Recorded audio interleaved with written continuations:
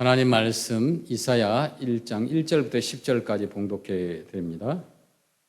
유다 왕 우시야와 요담과 아하스와 히스기야 시대의 아모스의 아들 이사야가 유다와 예루살렘에 관하여 본 계시라. 하늘이시여 들으라, 땅이여 귀를 기울이라. 여호와께서 말씀하시기를 내가 자식을 양육하였거늘 그들이 나를 거역하였도다. 소는 그 임자를 알고 나귀는 그 주인의 구유를 알건만은 이스라엘은 알지 못하고 나의 백성은 깨닫지 못하는도다 하셨도다. 슬프다. 범죄한 나라요 허물진 백성이요 행악의 종자요 행위가 부패한 자식이로다. 그들이 여호와를 버리며 이스라엘의 거룩하신 이를 만홀히 여겨 멀리하고 물러갔도다. 너희가 어찌하여 매를 더 맞으려고 폐역을 거듭하느냐. 온 머리는 병들었고 온 마음은 피곤하였으며 발바닥에서 머리까지 성한 것이 없이 상한 것과 터진 것과 새로 맞은 흔적뿐이거늘 그것을 짜며 싸매며 기름으로 부드럽게 함을 받지 못하였도다. 너희의 땅은 황폐하였고 너희의 성읍들은 불에 탔고 너희의 토지는 너희 목전에서 이방인에게 삼키어졌으며 이방인에게 파괴됨같이 황폐하였고 딸 시온은 포도원의 망대같이 참외밭의 원두막같이 애워싸인 성읍같이 겨우 남았도다. 만군의 여호와께서 우리를 위하여 생존자를 조금 남겨두지 아니하셨다면 우리가 소돔 같고 고모라 같았으리로다. 너희 소돔의 관원들아 여호와의 말씀을 들을지어다. 너희 고모라의 백성아 우리 하나님의 법에 귀를 기울일지어다. 아멘. 세상에 살아가는 사람들은 예외 없이 모두가 자기가 섬기는 신이 있습니다. 심지어 무신론자라고 하는 사람들도 자기 자신을 섬기는 그 모순이 있습니다. 우리가 이곳에 프레스노에서 살면서 선교하고 전도하는데 우리가 잘 아는 그 남들 가운데는 아직도 미국의 문명과 동떨어진 사람들이 너무나 많습니다. 우리 아시안 사람들을 신방하다 보면 무당이 구술하는 것을 볼 수가 있어요. 여러분 세상에 그럴 수가 있습니까? 이 프레스노에서 무당이 구술해요. 멕시칸 아메리칸이나 그 스페니시 계통이나 또 미국 사람들이나 이런 사람들, 네이티브 인디언들은 구슬은 하진 않아요. 근데 굿은 오직 유일하게 아시안 사람들만 합니다. 그 가운데서 굿을 좋아하는 사람들이 옛날에는 한국 사람들이었죠. 그런데 이 프레스노에서는 굿을하는 민족이 또 민족이 있어요. 어떤 몽족인데 이 사람들이 굿을하는 걸 자주 봐요. 이제 연말 되면 굿을 자주 합니다. 물론 이제 캄보디안, 라오스 사람도 굿과 비슷한 것을 합니다. 스님을 초청해가지고 그 이야기만 해도 하루 종일 해도 모자라요. 그 어느 날 이제 우리 그 몽족 형제와 이야기를 나누면서 이런 이야기를 주고받았습니다. 당신 부모가 무당을 초청해가지고 굿을하면 돈을 얼마나 주는가? 그게 궁금했어요. 그래서 굿의 이제 성격과 이제 경중에 따라서 가격이 달라진다고 합니다. 라오스나 베트남이나 태국에서는 이렇게 적은 곡식을 주거나 돼지를 주거나 이렇게 부자는 버팔로를 주거나 이렇게 한 물소를 주거나 이렇게 하는데 여기서는 이제 캐시를 준다고 그래요. 그래서 한 번 구슬하면 약 2,000불부터 시작을 해서 많게는 몇만 불까지 줘요. 놀라지 않으시죠? 그죠? 여기에서 프레스노에서 구슬하는데 돈이 2,000불부터 몇만 불까지 들어간다는 거예요. 그것은 비밀이라는 거예요. 그 돈에는 이제 가족들이 모이면 음식을 만들어야 되는데 온 가족들이 다 모여요. 보니까. 그래서 이제 몽 사람들은 이제 구슬하는데 이제 징글벨이라고 그러더라고요. 징글벨. 가족 숫자가 워낙 많으니까 이제 라스트 네임에 따라서 가족들이 최소한 몇백 명, 몇천 명이 되거든요. 웬만한 가족들이 다 모여요. 근데 그 모인 가족들은 음식을 잡아주는데 아파트 단지 그 가운데다가 잔디밭에다가 큰 가마솥을 걸어놓고 이틀 전부터 돼지를 사다가 삶아요. 소고기도 사다 삶고 푹 삶아가지고 당일날 이제 오는 손님들에게 음식을 주는데 이제 제가 이제 전도를 하다가 신방을 하면은 그 무당하는 집을 가면은 환영을 해요. 어서 오세요. 그러니까 거기 아는 사람도 있으니까 제가 목사인 줄 알면서도 이 사람들 오라고 그래요. 왜냐하면 지나가는 모든 사람들을 환영하면서 그 구슬하는 집에 잔치를 벌리기 때문에 그냥 숟가락 하나 하고 그릇 하나 주면서 거기에다가 그냥 돼지 갈비 이렇게 푹 하나 퍼가지고 줍니다. 그리고 쌀 이렇게 찹쌀 이렇게 한 주먹 된 그 밥을 줍니다. 그 먹으면 또 맛있어요. 처음에는 뭐 좀 음식이 안 맞았지만 지금은 이제 유수돼 가지고 이제 맛있어요. 그 먹으면서도 이 얘기도 하는데 이제 궁금한 것이 있어요. 얼마를 무당에게 주느냐? 이제 거기서 직접적으로 물어보면 대답을 잘 안 해요. 그래서 다른 사람들에게 이제 물어보니까 가족 가운데 아주 심각하게 아픈 사람이 있으면 구술하는 비용이 더 많아진다는 거예요. 우리 한국하고 어쩌면 비슷한지 몰라요. 뭐 2,000불부터 어떻게는 이제 많게는 이제 더 뭐 몇만 불까지 주기도 한다고 합니다.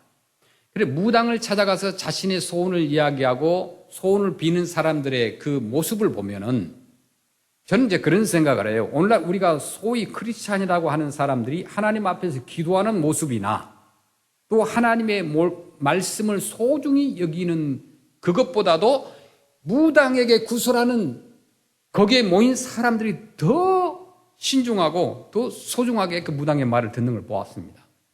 어느 날 가정이 구술하는데 무당이 뭔가를 이야기하는 거예요. 그들도 막 이렇게 징을 치면서 꽹과리 치면서 구술해요. 이게 몽족 무당이 한국 무당하고 너무너무 비슷해요. 대나무 흔들고 막 꽹과리 치고 징 치고 이렇게 하거든요. 그리고 막 벌쩍벌쩍 뜁니다. 벌쩍벌쩍 뛰는데 거기에 뭐 곡식을 뿌리고 어쩌면 옛날에 아주 제가 어렸을 때 동네에서 우상을 섬겼던 그런 집에 구슬하는 모습과 거의 유사해요. 아주 유사해요. 널판지 위에서 막 올라가서 뛰고 막 그렇게 합니다.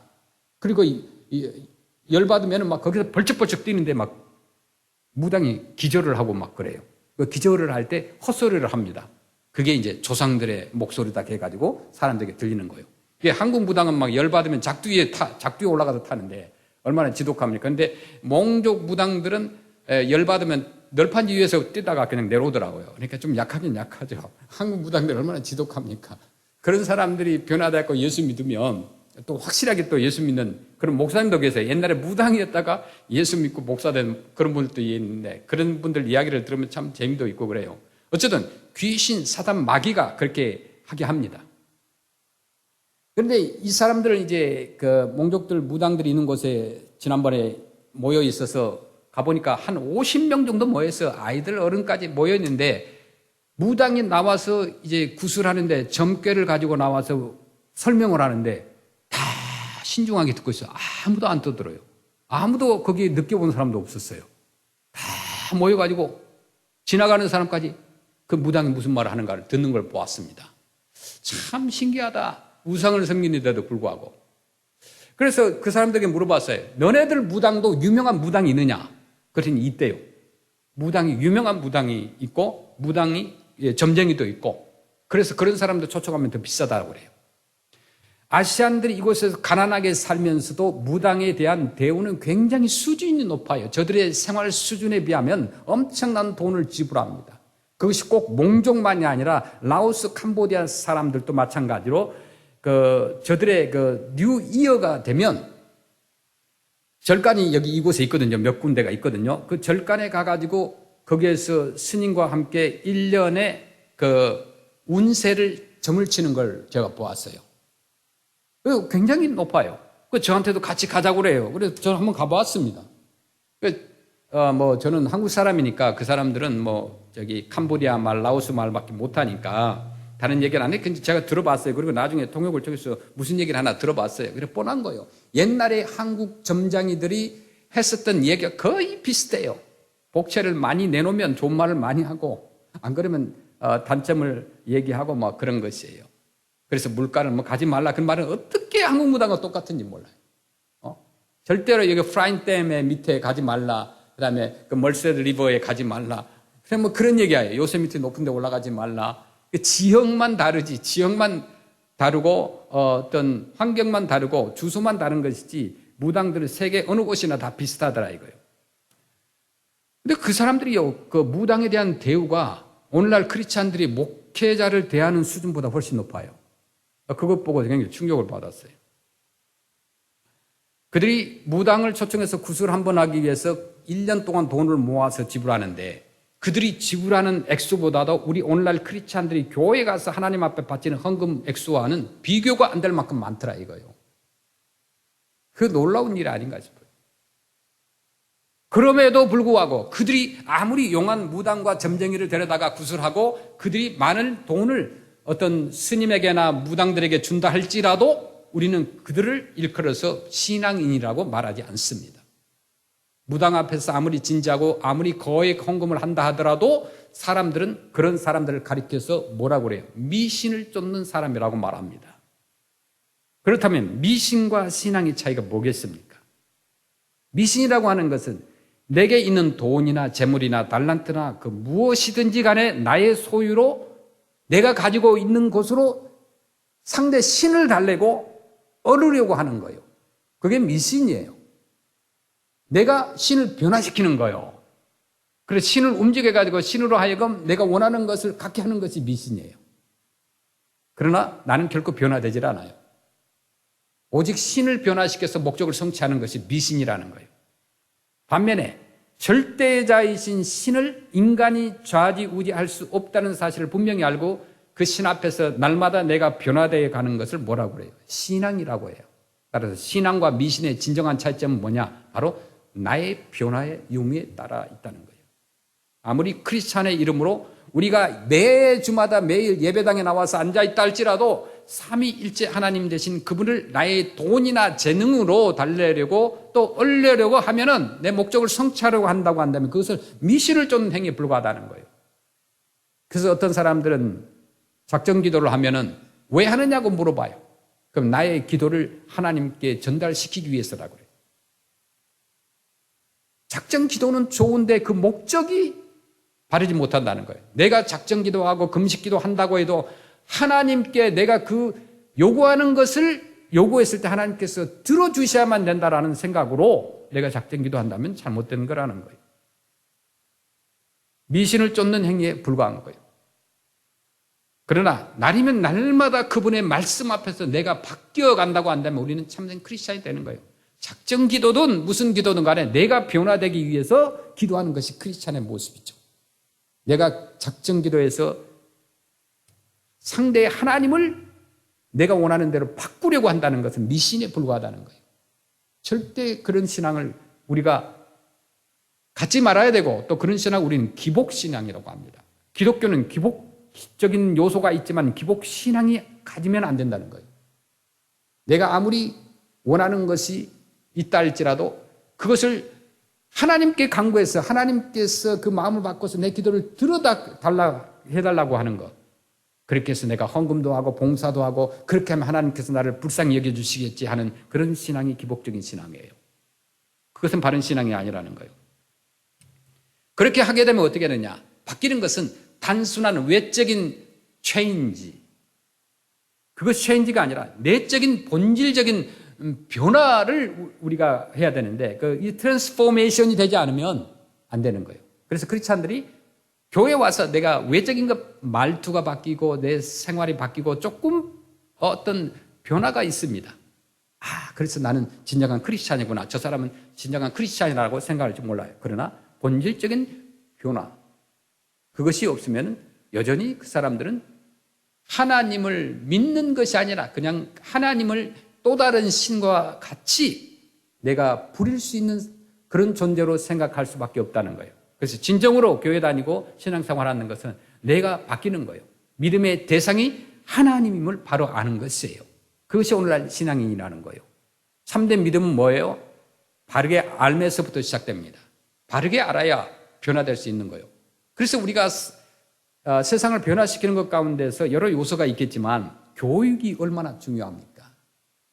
거짓된 정보와 잘못된 것으로 인하여 딱 한 번 인식된 사람들은 바뀌질 않아요. 자기가 기준이 돼요. 자기가 헌법이고 자기가 성경이에요. 너무너무 악한 사람들이 많은지 몰라요. 그래서 바른 교육이 필요한 거예요. 그래서 이단이나 이런 사람들이 아무리 우리가 참된 복음을 전해도요 바뀌지 않습니다. 왜냐하면 한 번 잘못된 것이 뇌에 딱 코팅되니까 바뀌질 않아요. 신앙생활이 바로 그런 것입니다. 우리가 잘못된다는 걸 알아요. 그런데 그것을 바꾸려고 하고 우리가 아무리 교육을 해도 잘 안 바뀐다는 거예요. 그래서 신앙은 어렸을 때부터 교회에 다니고 바른 교회에 다니고 신앙생활을 시작하는 것이 가장 좋아요. 어른이 되어서는 생각이 달라요. 너무너무 생각이 많아. 자기 기준의 모든 성경과 교회와 규칙을 바꾸려고 그래요. 내 생각이 다 옳다고 생각합니다. 잘못된 신앙이죠. 우리가 삼일체 되신 하나님을 믿는다고 할 때 도대체 하나님에 대해서 무엇을 믿는다는 의미인가? 분명히 우리가 짚고 넘어가야 됩니다. 예수 그리스도는 우리가 조금도 오해할 수 없는 분명한 단어와 어휘를 사용하여서 하나님에 대해 직접 설명해 주셨어요. 그래서 여기에서 예수님의 말씀을 따라서 우리가 하나님을 믿는다는 것이 도대체 무엇을 믿는 것을 의미하는지 우리가 본 말씀을 통해서 함께 나누기를 원합니다. 마태복음 6장 7절 8절 말씀 먼저 보겠습니다. 또 기도할 때 이방인과 같이 중언부언하지 말라. 그들은 말을 많이 하여야 들으실 줄 생각하느니라. 그러므로 그들을 본받지 말라. 구하기 전에 너희에게 있어야 할 것을 하나님 너희 아버지께서 아시느니라. 아멘. 우리가 이 구절을 너무나 잘 압니다. 그런데 오해하는 해석을 우리가 가끔 간직할 때가 있습니다. 대부분의 사람들의 믿음은 하나님께서 나를 알지 못하신다는 어떤 그릇된 인식에서부터 출발을 합니다. 우리의 기도는 하나님께서 지금 나의 사정을 모르신다는 전제로부터 시작을 하는 거예요. 이처럼 아무리 내게 필요한 것이 있다 하더라도 하나님께 구하지 않으면 주어지지 않는다고 생각하기 때문에 우리의 믿음은 늘 먹고 사는 문제를 뛰어넘지 못합니다. 예수님께서 분명히 말씀하셨어요. 뭐라고요? 너희에게 있어야 할 것을 하나님 너희 아버지께서 아신다. 우리의 믿음은 여기서부터 시작돼야 돼요. 자녀에게 있어야 할 것을 자녀 자신이 정확히 알까요? 아니면 부모가 더 잘 알까요? 어린 자녀들은요, 부모가 더 잘 알아요. 자녀에게 꼭 필요한 것을 자녀를 사랑하는 부모님은 챙겨주십니다. 한번 생각해 보세요. 우리가 기도해서 기도를 하니까 신선한 생명인 공기를 얻을 수 있어요? 어젯밤에 여러분 기도했기 때문에 예배가 생겼어요? 우리가 40일 금식 기도를 하니까 태양이 떠올랐습니까? 기도하니까 비가 내렸습니까? 아니면 여러분들이 헌금을 많이 하니까 곡식이 주어졌습니까? 그렇지 않습니다. 우리에게 정작 있어야 될 것들은 한 가지도 기도하지 않았음에도 불구하고 하나님께서 이미 다 주셨어요. 여러분 매일 마실 공기의 양을 여러분 오늘 한 100갤런 공기를 주세요. 그렇게 기도한 사람이 있어요? 없어요. 태양을 내게 주세요.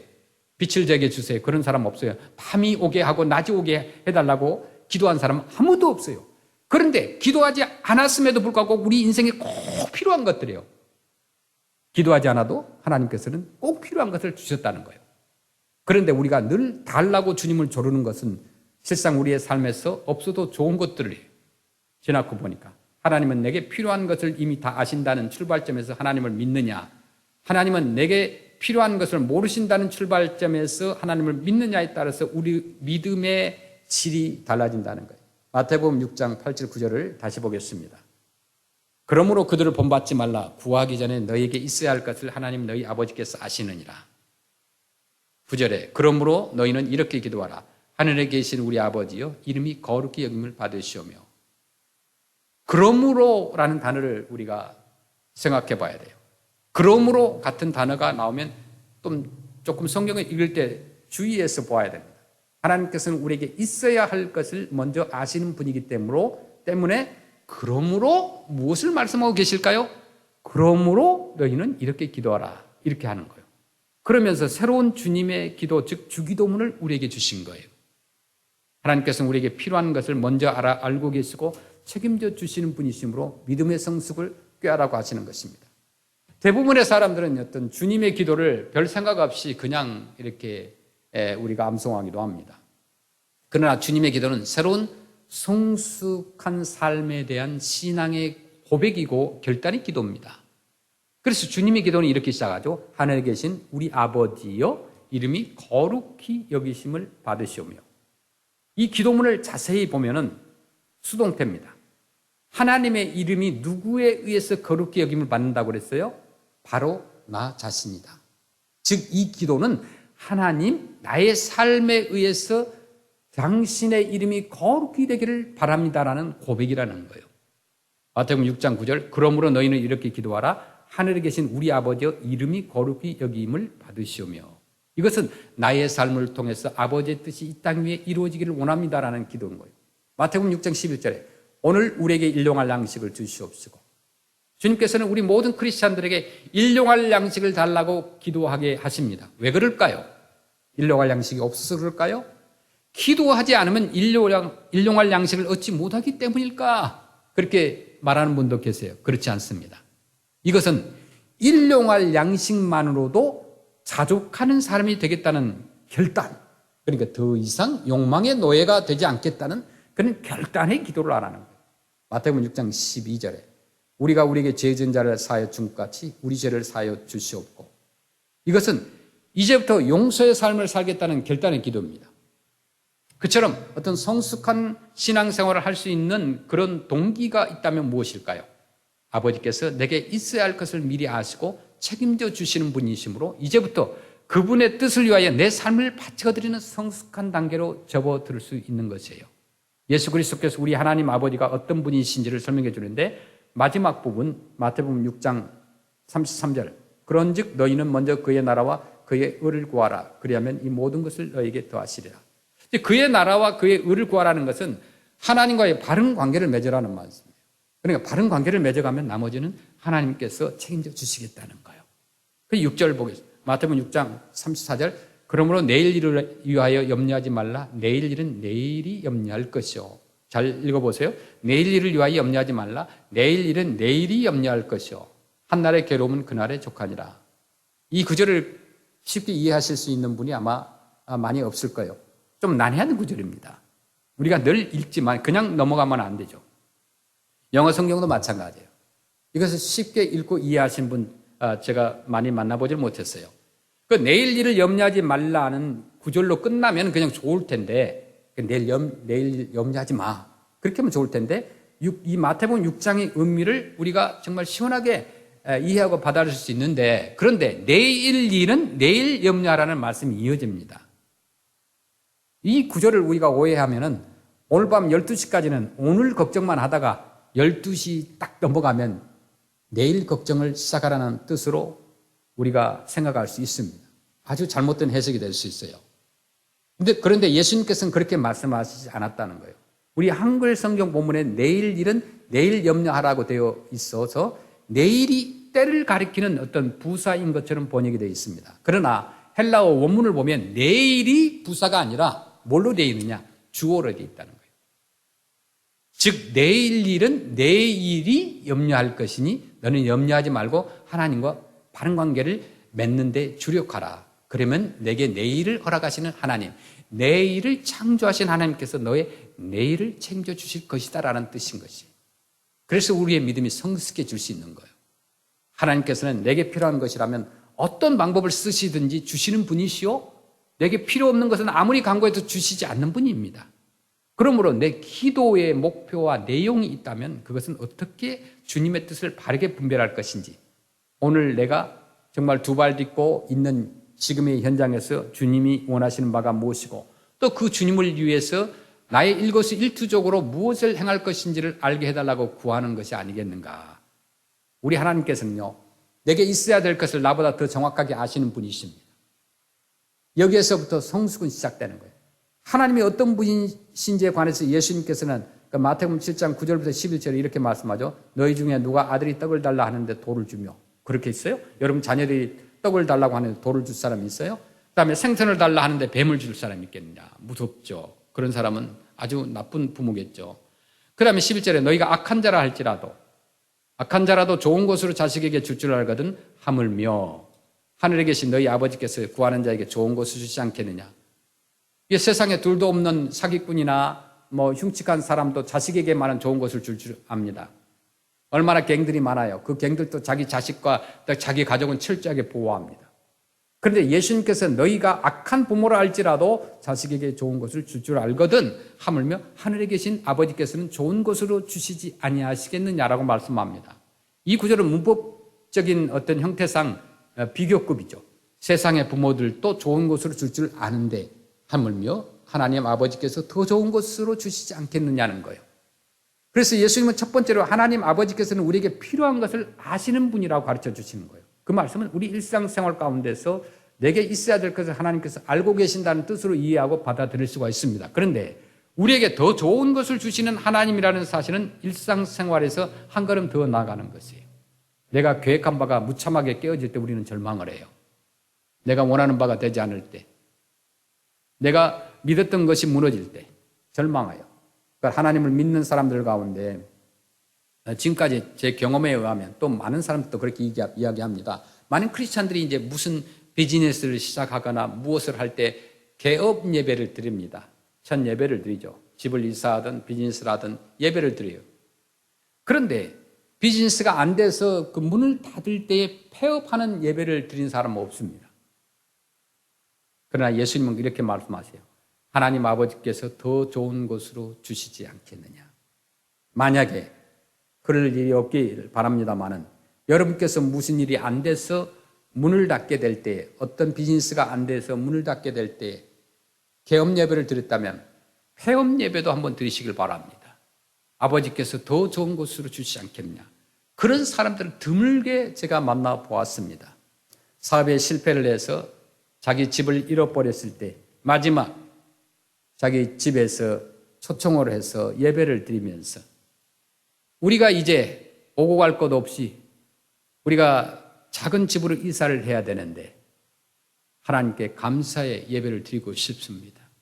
그렇게 초청해서 예배를 드린 분이 계셨어요. 그러니까 우리가 믿음을 가지고 있느냐 없느냐, 가장 어려울 때에 우리를 시험할 수 있어요.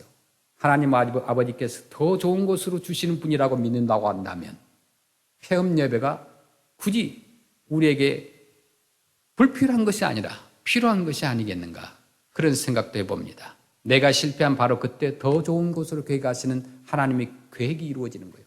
그래서 우리 크리스찬들은 실패도 성공에도 항상 예배를 함께 드리고 감사하는 거예요. 그 실패가 아니라는 거예요. 하나님의 계획이 우리에게 있다는 거예요. 나의 계획보다 더 좋은 계획을 갖고 계시는 그 하나님 아버지를 알고 믿을 때 우리는 매 순간 우리에게 주어지는 상황에 순종하며 살아갈 수가 있다는 거예요. 그래서 믿음이, 말씀에 대한 순종이라는 것은 많은 크리스찬들이 알고 있습니다. 그러나 믿음이 말씀에 대한 순종인 동시에 주어진 상황에 대한 순종이라는 사실을 잘 몰라요. 내가 실패했다 할지라도 그 실패 속에서 하나님께서 내게 주시기 원하시는 큰 은혜가 있습니다. 이것을 알지 못하고 실패로부터 벗어나려고 하면 또 그렇게 노력한다고 하기 때문에 정말 인생의 전환기가 될 수 있는 실패를 맞이하고서도 주님께서 주시는 은혜를 담는 그릇이 되지 못하는 경우가 있습니다. 우리가 질병에서 벗어나기만을 원하기 때문에 그 질병 속에서 하나님과 더 깊은 교제를 나누지 못하는 거예요. 하나님이 더 좋은 것을 주시는 분임을 믿을 때 우리는 어떤 상황이 주어지든지 그 상황을 헤쳐나갈 수 있어요. 창세기 32장을 보면 형 에서에게 사기를 쳤던 야곱이 20년 동안 삼촌 라반의 집에 살다가 그곳에서도 불의하게 재산을 모았죠. 더 이상 이제 그곳에 거할 수 없게 돼서 마침내 고향 땅으로 돌아가는 모습이 나옵니다. 그런데 이 야곱이 형 에서에게 얼마나 두려움을 갖고 있었던지 자기의 온 가족 일행을 세 때로 나누었어요. 세 그룹으로 나누어가지고 선물을 먼저 보내고 식구들이 그 약복강을 건너게 하고 마지막에 다 건넌 후에 자신만 홀로 남아서 밤새워 기도합니다. 말하자면 하나님께 기도하죠. 자기 생명을 지켜달라고. 지은 죄가 있기 때문에. 그런데 그날 밤에 어떻게 했어요? 하나님께서 야곱에게 응답을 했는데 무엇으로 응답을 했습니까? 야곱의 환도뼈를 꺾어서 다리를 절게 했어요. 생각해 보십시오. 살려달라고 기도를 했는데 오히려 그의 몸을 불구로 만들어 버리신 거예요. 만약에 야곱이 그 주어진 상황을 수용하지 못했다면 그 인생은 또 달라졌을지 몰라요. 그런데 그 다음날 야곱에게 복수하기 위해서 형 에서가 기르던 군사들 칼잡이를 400명을 데리고 왔을 때 어떤 일이 벌어지겠습니까? 동생을 죽이겠다고 그 폭력배들을 동원한 형이 동생에게 뛰어와서 어떻게 했어요? 그 목을 끌어안고 대성통곡을 합니다. 어떻게 그런 일이 일어날 수 있습니까? 그 순간 야곱의 모습을 믿음의 눈으로 상상해 보면 금방 해답을 얻을 수가 있다는 거예요. 만약 야곱이 20년 동안 사기친 결과 모은 재산으로 형을 만나기 위해서 비단 옷을 입고 황금 마차를 타고 기름기가 흐르는 어떤 그런 모습으로 나타났다고 한다면 여지없이 에서의 칼에 맞아 죽었을지 몰라요. 에서는 분명히 그런 모습의 동생을 생각하고 찾아왔어요. 동생을 죽이려고 자기의 모든 축복을 다 뺏어갔기 때문에 재산을 뺏어간 거나 같아요. 그런데 정작 야곱의 몰골을 보니까 전혀 딴판이었어요. 왜 그래요? 밤새도록 무릎 꿇고 기도하느라고 옷은 구겨져 있고 몸은 땀에 젖어 있고 얼굴은 초췌하기 때문에 그지없어요. 그뿐이겠어요? 야곱은 거기에다가 다리까지 절뚝절뚝 절고 있는 거예요. 그때 형 에서의 마음속에 어린 시절의 사랑이 회복된 거예요. 죽이려고 왔는데 그 불쌍한 동생을 보니까 함께 정말 냇가에 가서 목욕을 하고 그랬지 않겠습니까? 염소를 키우고 양을 키우고 산을 넘나들고 그곳에서 들판에서 꽃을 따면서 나비를 쫓던 그 옛날의 추억들을 떠오른 거예요. 예서는 이제 불구자의 몸으로 돌아온 그 불쌍한 동생에게 뛰어가서 목을 끌어안고 눈물을 흘리며 울었다는 거 아니겠어요? 다리가 부러져서 절개된 일은 고통이나 벌이 아니라 하나님께서 밤새도록 살려달라고 기도한 그 야곱에게 어찌 보면 인간적으로 말하면 다리를 확 부러뜨려가지고 절개 만들어서 세상적으로 생각하면 도저히 있을 수 없는 일이에요. 하나님 그럴 수가 있습니까? 그런데 하나님께서는 야곱을 살리기 위해서 하나님께서 주신 은혜였던 거예요. 다리가 부러져서 절개된 일은 고통이나 벌이 아니라는 거예요. 이처럼 우리 하나님은 더 좋은 것을 주시는 하나님이심을 믿습니다. 우리 삶을 살아오면서 다 누구나 다 마찬가지예요. 고통이 있어요. 그 고통을 지나고 나면 하나님의 은혜였던 것을 볼 수 있어요. 우리가 어떻게 지금까지 살아왔습니까? 우리가 또 어떻게 살아야 될까요? 11절에 보니까 너희가 악한 자라도 좋은 것으로 자식에게 줄 줄 알거든 하물며 하늘에 계신 너희 아버지께서 구하는 자에게 좋은 것으로 주시지 않겠느냐. 이 말씀만 붙들고 있으면요, 정말 내게 다가온 그 현실, 뭐 비난과 배신과 뭐 욕과 그런 것 다 잊을 수 있어요. 왜냐? 더 좋은 것으로 주시기 때문에. 수많은 일들이 제 주변에도 일어납니다. 하나님께서 함께 하시는 거예요. 다 지켜주시는 걸 느껴요. 우리가 지금 파킹랏에 공사를 하고 있는데 파킹랏 뒤쪽에 가든을 만들기 위해서 하는데 그것도 계획이 없었어요. 그래 여름에 봉사로 오신 분이 그 정원을 만드는 그런 비즈니스를 크게 하신 분인데 오셔가지고 아니 여기에 파킹랏 끝에 뭐 울타리도 보기도 싫고 그런데 거기다가 예쁜 정원을 만들면 좋겠습니다. 그 어떻게 만들면 좋겠습니까? 자기가 다 계획을 해서 도면을 그려서 자기가 도와주겠다는 거예요. 그래서 매티리얼을 오더해가지고 다 보내왔습니다. 그 길이가 175피트거든요. 175피트가 눈에 보기에는 짧은데 실제적으로 땅을 파니까 죽겠어요. 기계를 파는데 미국 사람들은 작은 일을 해도 온갖 기계를 다 빌려가지고 파잖아요. 포크레인으로 파고 막 이렇게 하니까 쉬운데 우리는 정말 무식하게 3명이서 땅을 팠어요. 꽃갱이로. 잭해머로 파고. 그런데 무식한 것 같은데도 우리가 뭐 지혜가 없어서 빌릴 수 있는 능력이 없어서 안 빌린 거 아니에요. 그래 그것을 빌리면 돈을 거기에 쏟아 부어야 돼요. 빌려오고 빌려다 주는데. 그래서 몸으로 때우자. 그래서 남자들 3명이서 땅을 파기 시작했어요. 그런데 일주일 정도 파니까 다 끝이 보이더라고요. 그래서 이제 벽돌을 받고 시멘트를 받고 그다음에 모래를 받았어요. 근데 그것을 해본 적이 없어요. 이 사람 저 사람한테 물어보기도 하고 다 알아요. 이론적으로는 알아요. 밑에 레벨을 이분되게 만들어야 된다. 다 알아요. 그런데 실제 땅을 파보니까 사람이 너무 지치니까 수평이고 뭐가 안 보여요. 그냥 땅을 파고 그냥 올렸으면 좋겠어요. 그래서 조금 울퉁불퉁해요. 그래서 우리가 그런 얘기를 했어요. 우리 스스로를 위로하는 마음으로 약간 모난 부분도 있고 울퉁불퉁하고 튀어나온 것도 있어야 아마추어가 하는 것이고 은혜지 아주 프로페셔널하게 하면은 어떻게 되겠는가. 또 다른 사람이 우리에게 일감을 주면 어떻게 되겠냐. 그냥 적당히 이렇게 하자 해놓고 보니까 은혜예요. 너무 잘하면은 또 문제가 있어요. 그러면 시간도 많이 걸리고 비틀비틀하기도 하고 지금 싸타가 막히도 하고 그런데 다음 주경에는 아마 또 새로운 모습이 될 거예요. 그래서 사람들이 이곳에 선교를 올 때에 어제도 마찬가지였습니다만은 몇 달에 한 번씩 오신 분도 계시고 뭐 1년에 한 번도 오신 분도 계시고 매달 오신 분도 계신데 매번 올 때마다 달라진다는 거예요. 그럼 변화를 보고 본인들이 희망을 갖는 거예요. 이 교회가 이 하모니 교회가 올 때마다 변화가 있구나.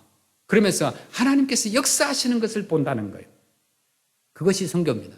그것이 봄으로 인하여서 그들이 얻을 수 있는 간증인 것입니다.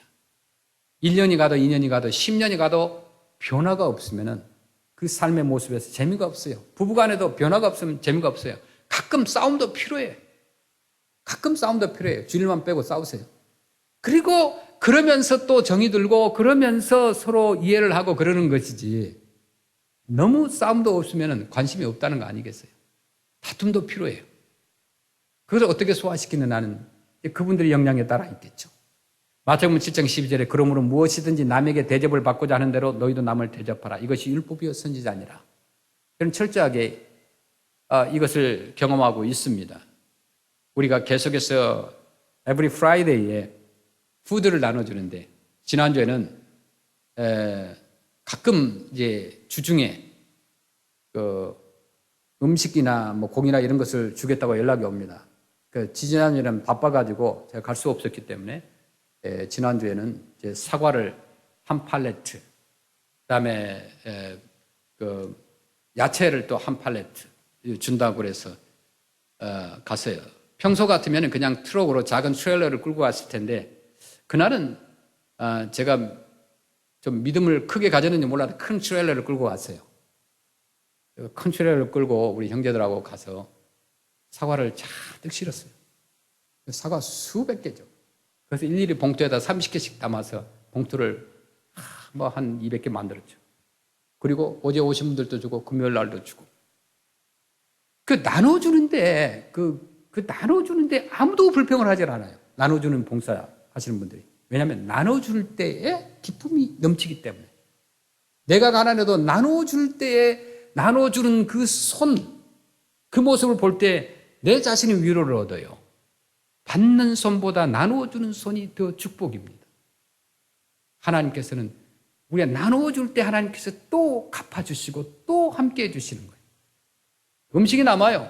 남은 것들은 길거리에 우리 잔디 위에다가 딱 내어놓습니다. 뭐 그러면 막 1시간 안 돼서 모든 것 다 가져가요. 주변에 우리 이웃들이 와가지고.